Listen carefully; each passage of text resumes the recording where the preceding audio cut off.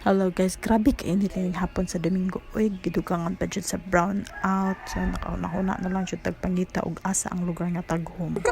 Sirara og kaka ni adto sa day kauban ilang friend. So, nakauna na pud ko adto. So, nagdala ko og yoga mat, malong, gamay nga unlan in case si Riri ganahan mahigda or makatulog. Napagabot na mo sa day kay wala pud di siya shade. Maabot pa siya sa sikat ng araw ba. So, init pud di gihapon siya. So, nag-decide ko nga maadto na lang sa beach. Ako giingnan si Rara og kaka nga kay nagkita man mi didto.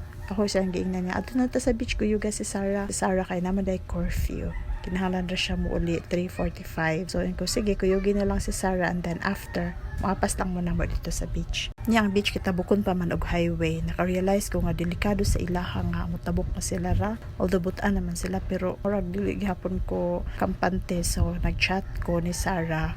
Ignan sila rara og kakadi na lang mo dayon kay dangerous. So pagabot na mo sa dagat si Riri nagduwa siya nalipay siya nagduwa siya buhangin. Ang tud nga napuling siya. Ako siya gitagaan og pagkaon mo ni nilingkod naghinuktok in town o siya lingaw. Ito gitagaan na lang nako og cellphone nagduwa-duwa siya og kanang block blast. Tatambalan jud tan ang kainit sa panahon. Basically, it was Mama and Riri's day. Ang uli may pagkahapon na brown out gihapon. Siguro may uli kay basig ulan, dugdug gamay.